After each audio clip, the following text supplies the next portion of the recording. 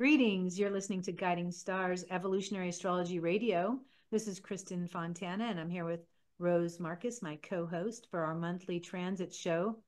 And here we are, the end of September, in between eclipses, betwixt and between. I always love that word. Eclipses, where the energy is so sensitive right now. And we're going to be talking about this window as we close September and enter October.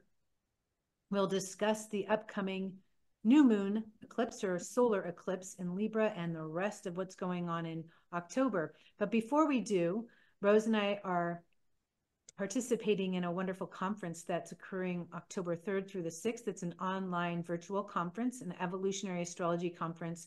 Every single speaker on our panel or in our group is an evolutionary astrologer really doing unique work. And every single lecture, actually, I should say most of them, many of them, I have never heard at a conference before. I've never heard spoken in this regard. We've got someone talking about just illness and how to uncover, looking at the chart from a health perspective, why we end up being sick, what is the sole reason. We've got Rose, you're talking about the progress chart, and wow, that is something that we all have a lot of questions about often. Because the progress chart represents those planets natally progressing through time, right? We're not static beings. We want to know what's happening right now. And so really looking forward to your talk, Rose, but also many other subjects, whether it's on Neptune and soul sacrifice or spiritual sacrifice. We've got transits lectures going on with Uranus and Simon Forster speaking, and Lauren Albandian on the Pluto transits. And Jason Hawley is discussing sexual healing, looking at the Mars and Venus aspects in our chart. And I, speaking of Mars, am going to talk about evolving your soul's desire. So I want to start there for a second, because we all have desires that we are working through and working out. We are all feeling drawn to move in a direction, to be in partnership with this person or that. We have passions that we want to fulfill. We're all the same in this regard, but it's really about uncovering, what did you come into this life with? What were you working through from the past? What are you desiring now? What lights your fire today? What will light your fire in 10 years? You can really see where your soul is going in that trajectory, the intention of your soul, where you are going in that way. And during eclipse season, boy, we do get in close personal touch with a lot of these things if we're off track. So anyway, I mean, we can send you to the website. Let's do that. It's jwgaea.org to read about the various lectures. We have a couple new speakers. We're super excited. Rose 10, ROSE10, or Kristin 10 for 10% off.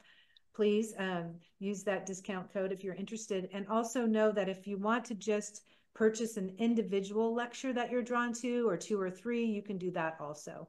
So check it out. And lastly, there will be a free 1-hour panel to the public where you can meet all the speakers to see if it feels right for you on Thursday, October 3rd, and there'll be more information coming out about that. So hopefully we'll see all your beautiful faces there. Yeah, it's going to be such a fantastic conference. So the opening is on the 3rd, and it is through until the 6th. So please join us. And if you are listening to this radio show after the fact, the lectures will be available for purchase after as well too. And lastly, I just want to say it is an extremely affordable conference.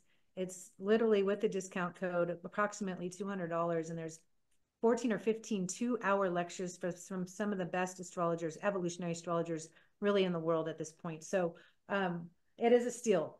And I would say invest in your soul's evolution and join us in community. Come together at this very, wow, intense time to be on the planet. We would love your energy to be there with us. So, all right. Anything you wanted to add before we get going? Oh no, I think we should. I think we should get into it. It has been just an intense go this past few weeks, past few months. I don't know, maybe the whole year. Yeah, I mean, of course, haven't been in my regular schedule, so I had to also step away And it feels, well, the terrain is requiring so much from all of us, at least the people I'm in touch with. Maybe it's just my vibration attracting people that are kind of experiencing the same kind of soul stuff that I am. But it's interesting because an eclipse energy is a lunar energy. So anyone who has prominent Cancer energy in their chart, whether it's sun, moon, personal planets, Cancer rising, we tend to feel not only new moon, full moon, but these eclipses with more, I don't know, just pressure. Emotional pressure is the word that comes to me, Rose. Transiting Mars is in Cancer right now. Mars is the planet of action and impetus and instinct. And to have it in this water sign, I mean, honestly, Mars does not even know what to do in Cancer, is what I feel like. It really doesn't. Like when I was writing my weekly, my not bi-monthly, I should say, newsletter, and just offering some insights for each of the signs, it's just very uncomfortable in Cancer, Mars. And so it puts us in a vulnerable place at times. It can generate or initiate, trigger insecurities. And this is really speaking to us directly in an emotional way. We can't run when the emotions are right there with us. We have to pay attention to them. It's important to understand, what is this teaching me right now? Why am I at this juncture? What can I do to move these waters? Right? How can I strengthen my center, my soul? Like what is it? Because we evolve through the emotional body. So we're all in the middle of this eclipse window. There's bookends of energy from the 17th of September until the October 2nd. And then there's shadow energy on either side. So honestly, since the end of August, mid to the end of August, we've been in this eclipse window already. And many of us have experienced things that well before the eclipse happened. And we are working on things now and for the next 6 months relative to whatever's coming up in your individual life and on your journey. So how can you speak to this window? Yeah, and a Mars transit through a sign is a 6 week transit, right? So this Mars in Cancer goes all the way to November 2nd. And I wrote a lot about it in my last month's column as well, too. And, Mars is not well placed in the sign of Cancer because it is, Cancer's a vulnerable archetype, and it's all about safety and security and so forth. And when Mars is in the sign of Cancer, we can have a war with our own emotions, right? All that wrestling that you do inside of yourself, where you is going to dial up where you are most vulnerable, dial up where you're feeling most insecure. But the intention with that is exactly that, to pinpoint it so that you can work with that uncomfortable energy and get it to a next level. And certainly I've said this many times about eclipses. Eclipses will be eventful when they happen, but they operate over a time frame. It's like I always say, like plucking the string of a musical instrument, it reverberates, and an eclipse will build ahead of time and will extend afterwards as well too. And eclipses work together. We have a full moon and a new moon and so on. So we're right in this dynamic right now between the two eclipses. And the eclipses that we had, the one on November 17th, sorry, I meant to say September, September 17, I think it was 17, and the October 2nd, both are relative to, now it is the sun and moon in relationship to the transiting nodes, what I usually refer to as the karmic axis. And the eclipses in the spring were set up with the North Node. The eclipses is September 17 to October 2nd are aligned with the South Node. So, and this will happen every 6 months. Let me also say that the transiting nodal axis is an 18-month cycle. And the eclipse on October 2nd, which is at 10 degrees Libra with Mercury at 11 degrees Libra, and the nodes are 6. So if you have anything in the cardinal signs, Aries, Cancer, Libra, and Capricorn, in around those degrees, then you're going to be taking the eclipse will have more dynamic influence on your chart. For an eclipse to be of influence, it has to make a direct contact to your natal chart. Otherwise, you're going to notice it more in terms of the world around you, what's happening to other people, what's happening in the world, and so on. Depends on how relative that is for your chart. But this eclipse on the 2nd of October is the last of the 18-month series along the Aries-Libra axis. Now, 6 months from now, at the end of March, we will have another solar eclipse, and it will be in Aries, but the nodal axis will have shifted to Virgo Pisces at that time. So we're finishing up. And I was just, I haven't posted my column yet, but, if you think about it, you may, in review, recognize that for about 18 months, you may have been working your way through a relationship dynamic, and that will be something more featured, more significant. And if you really stop to think about it, it may have some kind of karmic implication for you. It's dialing up something that is very important for your soul to look at and to work your way through. And not only that, the nodal axis being in that 18 months, we have the south node in Libra and the north node in Aries, which of course we look to the rulers, Venus and Mars as a relationship duo. So we've got all of that in an intensified dial up over this 18-month period.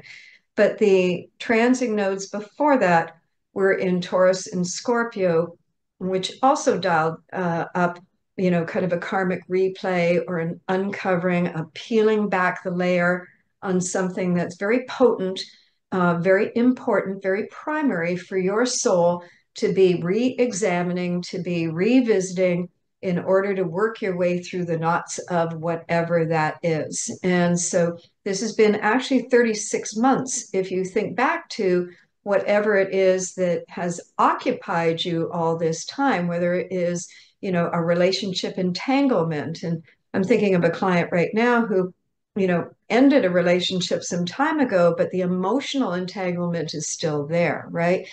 These kinds of things. In relationship, the Libra archetype relationships are not only primary one-on-one, but they're social. They're in social context. So it is your relationship to your world around you, right? And so that relationship to the world around you can, also too, from what I've seen for a lot of people, is your relationship to money, right? Your relationship to survival, right? All of the things, there's so much evidence of how the transits are operating right now, how they're influencing the narratives of the storyboards for each of us individually and socially, politically, collectively, the whole 9 yards, right? You can't miss that. One thing I wanted to add in that I'm, classic Kristin, I always say, how do we get through this? Like, when I think of an eclipse window and approaching another tender point, a new moon eclipse can be a new beginning. It can be a great, amazing thing, but it can also be a surprise and things of that nature if we're off track at all. But I imagine going through the rapids, going down the rapids on a river, right? And so you're going down the rapids on this river, and let's just say you don't have a life jacket, you don't have a kayak, you don't have an oar, you don't have anything. You're just being sent down these rapids, and it's brutal. You're like, am I going to survive this thing? It's like a spin cycle in a washing machine, just tumbling, tumbling, tumbling. But what's happening right now, and I want to give you all some energetic resources to pay attention to. I'm not giving them to you. I'm making you aware that they're available. Is that Mars and Venus are relationship planets. Mars is in Cancer and Venus is now in Scorpio, but Venus is moving into a trine to Mars, and together they will form a grand trine with Saturn in Pisces, which is retrograde. I think about the client you were talking about and how she's learning how to work with the water within her to build more strength and perspective And things don't end when things are working well or we are getting our needs met. If we're getting our needs met, they're typically not going to end. So as we're in this, within these rapids now, what you really do have is a life jacket. You've got a kayak and you've got the oar. So you can keep yourself balanced as you're racing down this river down these rapids, maybe even a waterfall. Who knows? But you've got the life jacket. That's Saturn forming a grand trine to your Venus and your Mars. You will survive this, and you are going to be stronger for it. And I just posted this quote for Aries, and it was about the weird thing about being brave or having courage is that it's always coupled with fear, or you're doing it right if you've got fear. I mean, that's really was the nature of the quote. It's that Aries, as Mars is the ruler for Aries, is a cardinal sign, just as Cancer is. And every cardinal sign, whether it's Aries, Cancer, Libra, or Capricorn, it represents the initiation of something. Now, if we're initiating something new, we're going to have some insecurity, right? We're going to have some fear. We don't just move into something new when it's even taking a risk. Without that, we need the energy of fear. We need to be outside the comfort zone in order to grow. So understand that if you are going after something, if you are trying something new, if you are moving into some really tender territory emotionally, maybe having to have talks with somebody that you've been avoiding, but you're afraid to bring something up, the fear is actually natural, and it's part of what will allow for you to make a fear coupled with the courage, I would say, because you want something to change, because you need it to change, and you're driven to make it happen. You don't want to keep repeating the same old story. So just know that, and imagine yourself with the life jacket. You've got the kayak, you've got the oar, and that is literally, we're moving into this very solid alignment that will be occurring on the eclipse, and it's really within range right now of supporting you. I love that. The kayak, the oar, and the life jacket. I love that. That's great. And this super full moon too, Venus and Mars, as you said earlier, are forming a lovely grand trine. And Venus is the ruler of the South Node, and it's moving through the sign of Scorpio. And that I'm so glad you brought that up. Fear and courage, right? They're partners, really, aren't they? But Venus in Scorpio, Scorpio is tapping into the soul and the soul's desires. And you and I, Kristin, both have Aries, a good Aries content here. And I know that whenever I get to this particular point, the compelling urges of my soul overtake whatever fear I might have, right? So the Venus in Scorpio is very dynamic. It's very powerful. It's very potent, and it's very attractive. It's magnetic. It's magnetizing. It's energizing a frequency that is pulling you to wherever it is. You might not even know. I mean, in the fear base, that's the consciousness of the now, of your ego wrestling that you have, of all of that fear base. But when you give it up, sometimes I always say, higher self, help me here, take over, and boom, you're immediately onto the next platform. Yeah, exactly. Exactly. All right. So we've got to move to a break, and we'll be right back to share more about the eclipse and everything happening moving forward. Right. All right, we are back. So we could talk about this eclipse the whole hour of the show. We won't, but we're going to say a little bit more here. I was talking about Mars and Cancer trining Saturn retrograde in Pisces as part of the grand trine. Venus will join those two for the grand trine next week. It's still early in the degrees, but she's approaching. The most important thing right now is to pay attention to what it is that you're driving, what you want, what you desire. What is it that you want to secure in your life? Saturn is about securing, and Mars in this context, it's about securing something you want. The first thing that has to happen for all of us is if there's healing that has to happen, like an old relationship or just work that you're needing to do on yourself linked with your own past. you know that we can't really fully move forward into our future until we really wrap up the emotional pieces that are like remnants just hanging there, like threads that need to be tended to. And so that's what you're able to really come into those waters and work with them in a real way that allows you to really put something to rest, finish it, complete it, culminate it, accept it, frankly. And I also mentioned too in my most recent writing, we can't start a new chapter if we keep rereading the last one, right? The last one over and over, like your client will go back to her. The relationship's over, but the emotion within it is not over. Sometimes as souls, we never get over certain heartbreaks. And maybe it's because they trigger lifetimes of a certain theme that our soul's still working through. Why did that happen? Why did I have to call that in? And really just being determined with this new chapter to change the nature of what you're attracting or the road you now want to travel down. But we do have to finish the business of the past, especially now with Pluto retrograde in Capricorn at the last degree until November 19th.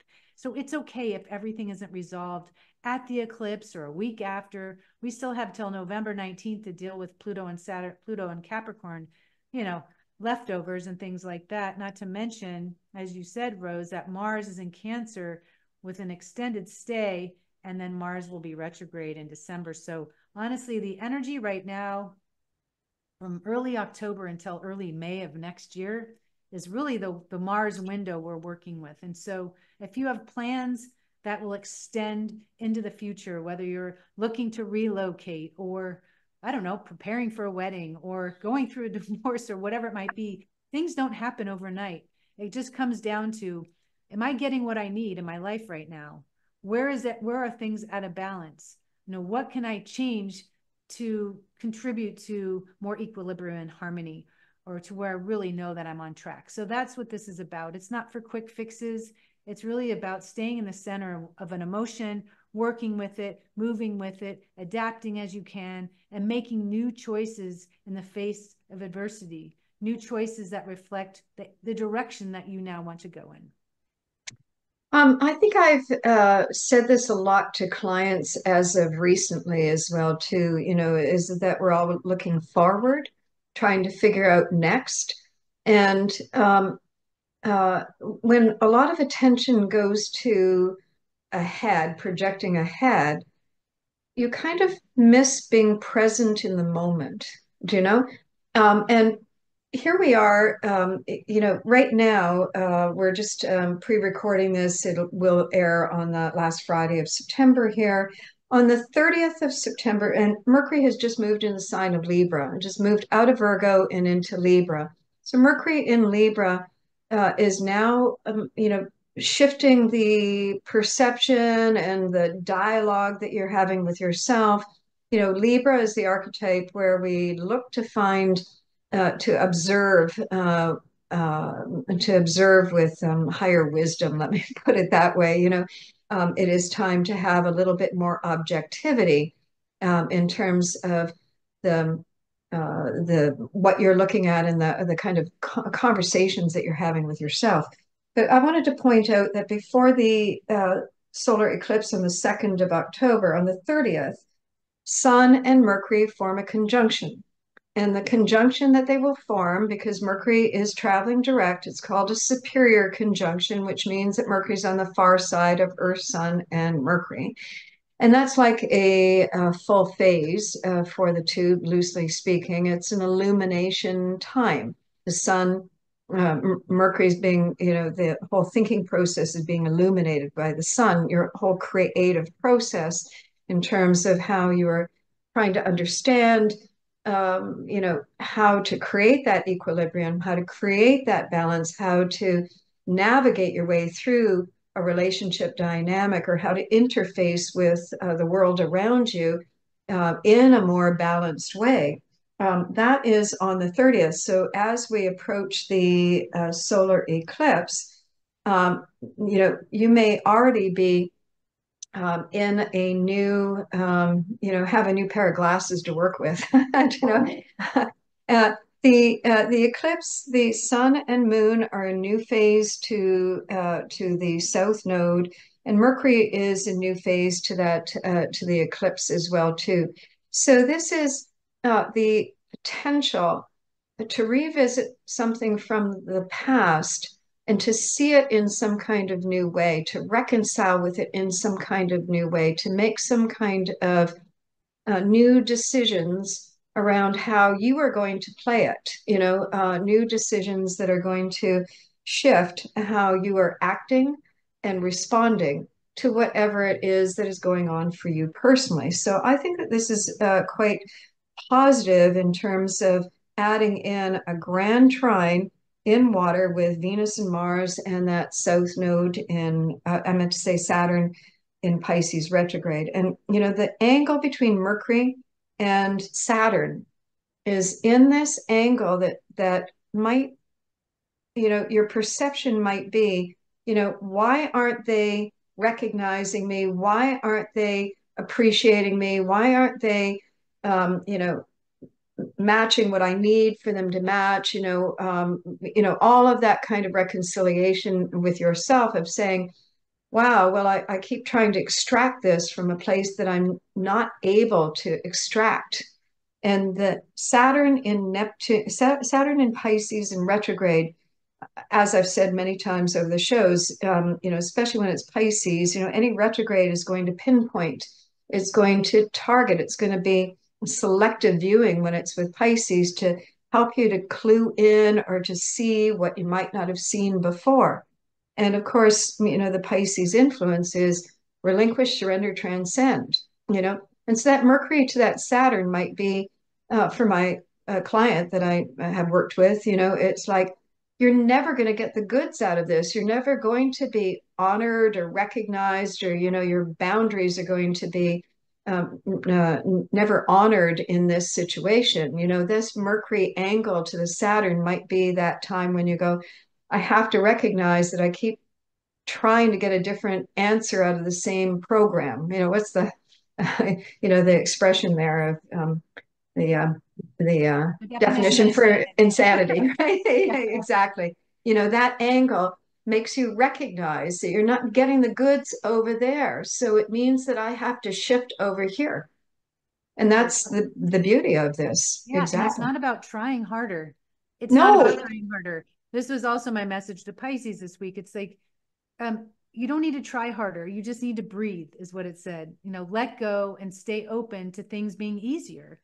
Because when we're trying harder and we're just that Virgo energy within our, just if I just do this or if I just do that, nobody wants to have to try to get someone's love or approval. You just want to be able to be loved for who you are, to be open. And when you're open, you're free within yourself. That's when you're free within yourself. That's when the magic happens. That's when the energy, that's when your energy becomes more attractive. When you're just free flowing and you're aligning with the cosmos and the universe, and that when we're free, then we're able to tap into the energies that are eternally available to us. And so, yes, it's like, how long am I willing to accept something that isn't enough? And some people are just never going to get there as much as we want them to get there. In this case, you're just sharing about, some people are just not anywhere near the same stage of evolution, perhaps. So of course, that's going to be a great divide. But these eclipses really do help us bridge the gap. They help us make who we are and what we need in our journey the most important thing, because we all have come here to evolve, and we all want to feel good about the choices that we make that lead us forward, even when they hurt, even when they're hard, even if they take time. That's the stuff at the end of the day that we're going to be really proud of, knowing that we've come through these rapids and we've survived them. Not only survived them, we've become stronger for them. Oh, absolutely. And the North Node's in Aries, and that's the me point. Yeah. It's about me. And Libra is an archetype of reception or receiving, right? And when we're projecting out, we want the other person to receive us. But how about you concentrate on receiving yourself, Yeah, right? exactly. We have to go to a break. Another break. Another Okay. break. We'll be right back. All right, we are back. So for the new moon eclipse in Libra, or the solar eclipse in Libra, or for all of you Librans, or for those of you who have planets in Libra or planets in the seventh house, or those of you who are just feeling this eclipse coming within your relationships. There's this quote. I was leaving a quote for all of the signs this week. I like to do that and embed them in the forecast, but I love this one. I have never heard this one in my life. And this woman, Rupi Kaur, I don't know if I'm pronouncing that right, says, "You must want to spend the rest of your life with yourself first."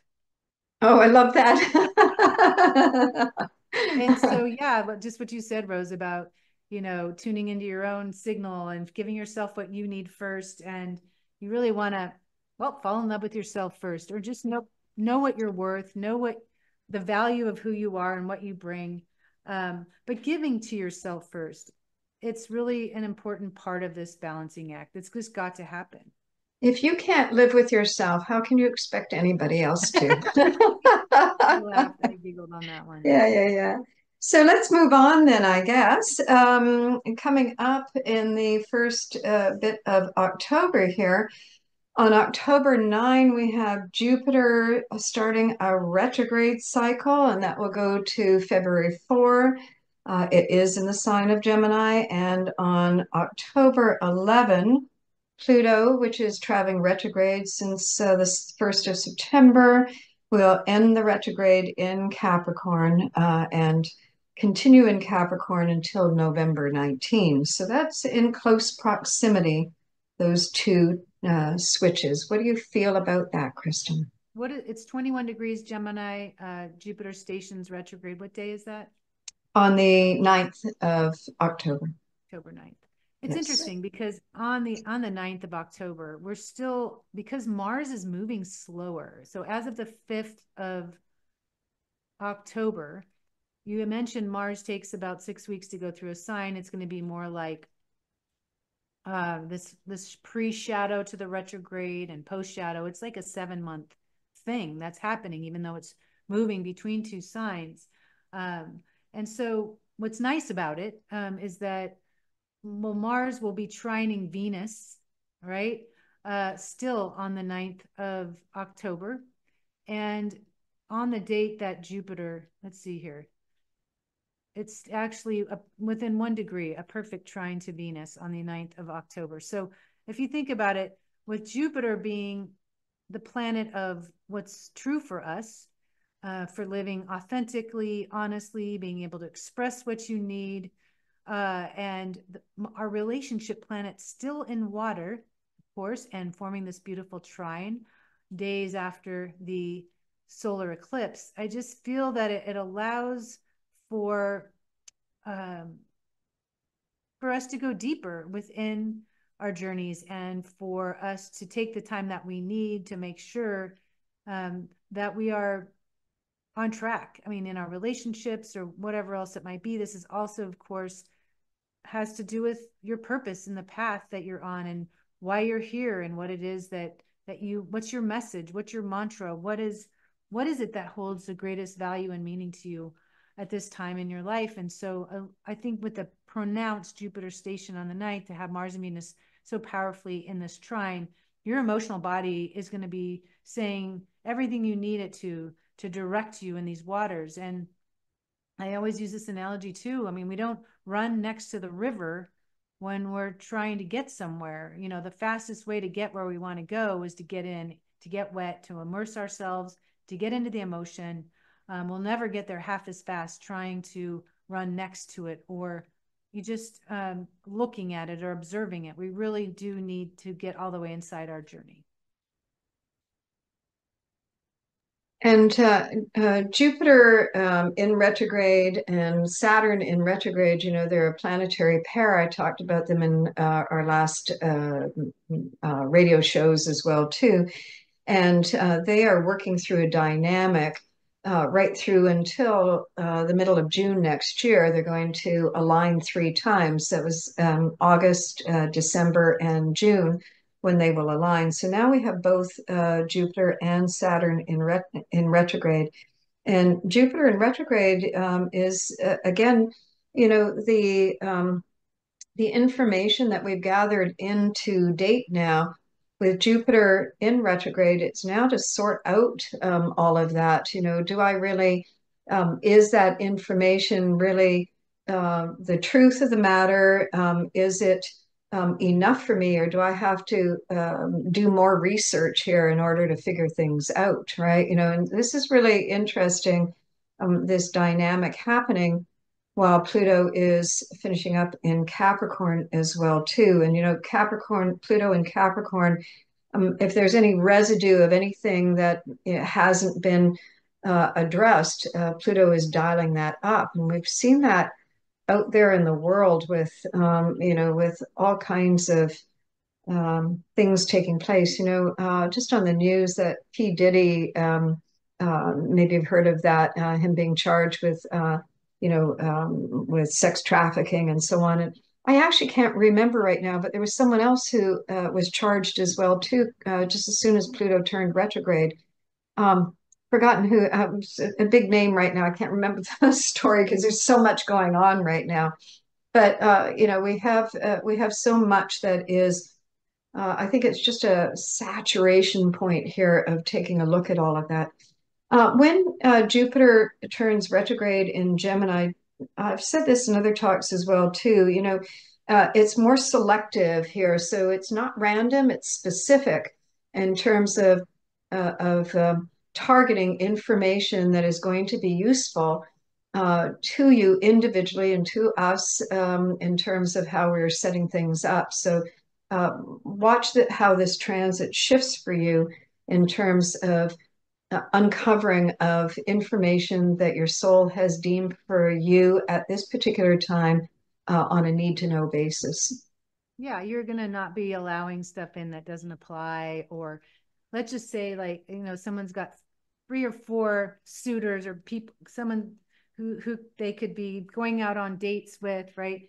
And they're just not even going to even look to the ones that resemble anything like who they've been with under a Jupiter retrograde, right? Under this example with Mars and Venus trining, I have this client, I'm giving you this example because Jupiter's sitting right on her Venus right now. And she went through a major heartbreak a year ago. And this guy that broke her heart is kind of back in the scene. And so are a few or 3 or 4 others, by the way. Jupiter's on her Venus, right? She's looking very attractive right now. And so they actually went out and had like a tennis date or something. And because sometimes we just can't put those heartbreaks to rest. We just want to re-explore them, and maybe we want to be in charge of when it ends. I don't know exactly, but it's like, we felt something, and he's back, and maybe he is the one. And so I really worked with her on this and said, I want you just to remember the conversations we've had and the heartache that this one has caused. And I could see the writing on the wall. I mean, it was a test. And so, of course, she's working through it. And she's not hearing from him, right? He's ghosting her all over again. And as soon as we work on this, and she's like, yeah, I'm so done. Literally an hour after that, he texts her. So the thing is this, that it's so classic. You don't even need the astrology. As soon as you unplug from somebody, they feel it. Oh, yeah. It's this karmic thing. So you want to be stronger than the test, right? You want to be clear, and you want to say, no, I don't want to suffer like that again. There's no way that this guy is going to change that quickly. So just, be true to what you need, and be true to what's your value is. And, let your soul tell you which way to go under these trends. Yeah, absolutely. And that Jupiter retrograde won't even you might not even see some of the options that your soul will already have discounted it before it even shows up. Yeah, it doesn't even look interesting. Doesn't even look interesting, no. All righty. Well, I think we are going to another break, so we'll be right back. We'll be right back.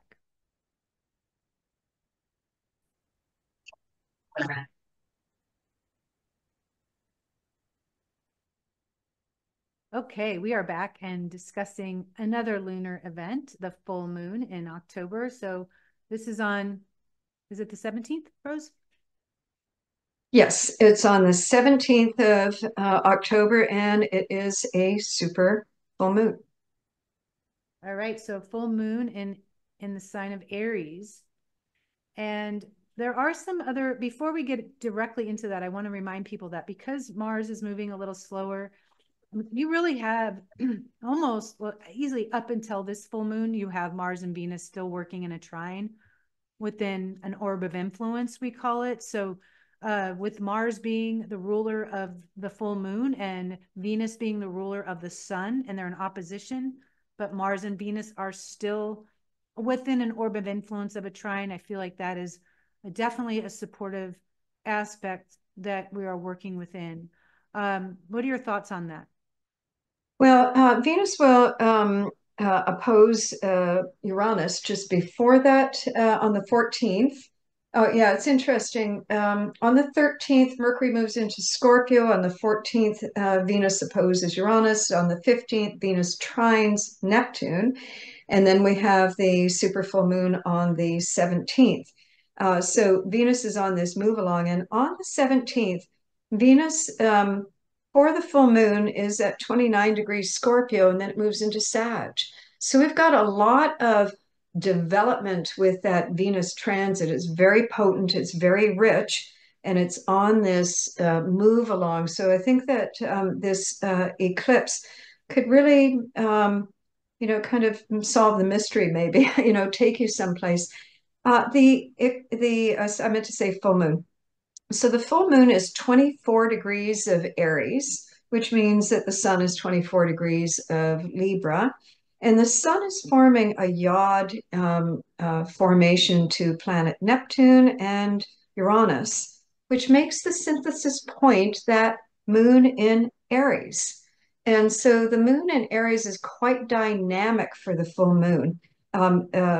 It's in a square pattern to planet Mars, but this has a sense of accelerating or quickening decisive action. I think that this is really what we've been talking about all month of putting yourself first and really getting in touch with what you need, reconciling with yourself. This really seems to me like a very, very potent um, full moon for getting yourself up and rolling in some kind of new direction. Yeah, and you know what I always need when I'm looking at a big lunar day or energy is I want to know how the energy is traveling, and not to skip too far ahead, but when I look at Venus trine Neptune, it can be a subtle um, feeling. It can be a dream you have. There can just be an elevation of emotion too, even if it's maybe a breakthrough of emotion. Right after the full moon, we tend to feel a release of energy. But I love that Mars is moving into a trine to that Neptune too later in the month.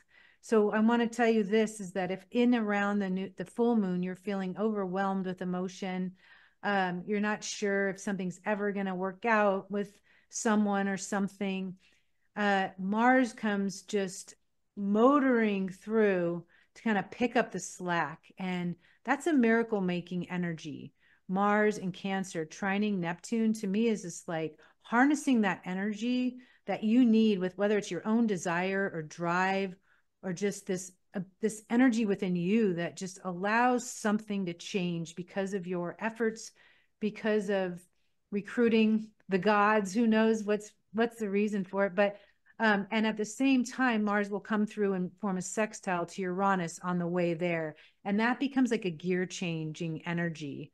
We know that when we're changing gears, when we're, in a vehicle and changing gears, what that feels like, that momentum. So even if this full moon is just all over the place for you, or your relationships are, who knows, up in the air, something in your life is uncertain, and that can happen when we're in Libra season, just know that Mars is on the way to save the day.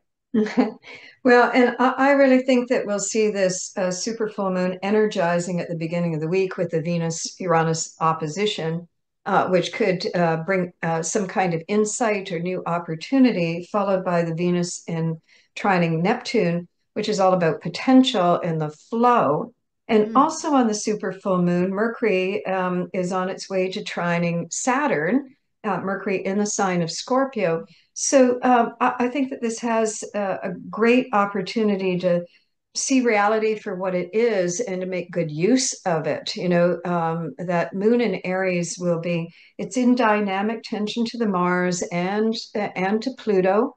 So this is really compelling, and it is a driving force to take you someplace that seems sort of well destined, I think, Ooh, I like the is sound what. of that. Well, Yeah, but I'd speaking like to. Yeah. Yeah, Yeah. speaking of well destined, I wanted to highlight October 22nd because Mercury is really in that strong trine to Saturn. It's exact on that day and forming a grand trine, even with the moon in Cancer on that day. But Venus is in Sagittarius in beautiful alignment to the nodal axis. Venus rules the south node in Libra, trining the north node in Aries. The 22nd, oh, is an auspicious day. It's a Tuesday of all days, but just wanted to flag that one. Yeah. And then when we get to the very end of the month, which we might be back by that point in time, but Mercury does the same thing that Venus did on the 14th, 15th. It first opposes Uranus and then it trines Neptune. And so that is Uranus is some kind of enlightenment, some kind of awakening, some kind of breakthrough, some kind of opportunity. And then the Neptune piece of that animates the potential. So just over the hump of whatever the stressor is, whatever the intensity is, whatever the aha moment is, things can go into a really nice flow, which Oh, is yeah. lovely. It's very lovely. Mhm. I do want to bring up one thing in looking ahead here. Juno, the contract asteroid, on the super full moon is conjunct the sun. And when I looked at this, because of the way things are moving with Mars, moving slow, as you mentioned, throughout the month, uh, the Juno and Mars are going to stay in this dynamic aspect from about the middle of October, almost through the end of November. So again, the contract asteroid deals with all contracts, but I always look at that as karmic contracts, especially the ones you've made with yourself, right? So you may be working through an actual contract of some kind in contract negotiations. It might take that month or so, about 6 weeks of that transit still being there, moving through. Or if you do have a challenge or a fight to face, then that's going to be step by step by step along the way, how that's unfolding for you over this next month. And of course, we're moving to, this is the pre-election in the States, and Mars and Pluto will form an opposition on the 2nd of November. So Mars in its position this month from about middle of October forward is on a big push, right? Oh, Yeah. yeah. So yeah, there's a pressure point here that's going to continue right through this next month or so. Yeah, it is going to be, wow, a really powerful time in the next 2 months for us all, just being on the planet, the collective, what we are all experiencing together. So just know that there is a lot of Neptunian energy to help us experience more grace, more lift, more light, more love. I mean, there's energy there that is accessible if we choose to access it, if we choose to open our hearts to it. I always want to see that silver lining, and it does appear to always be there, available to us. So make use of that, and we'll be back around the 25th, I believe, Rose. So we'll have a lot to share to talk about the end of October and early into November, and to lead us into that big month here coming up. So thank you so much again for my friend for joining me on this journey. We hope this has offered you a flashlight on the path and a little bit of illumination and what your role is at this time to help maximize your movement on the evolutionary journey of your soul. Until Yes, next and time. join us at the conference. Oh, yes. And we will leave the link below for the conference. Okay. Hope to see you all there. Until next time. Bye. Namaste.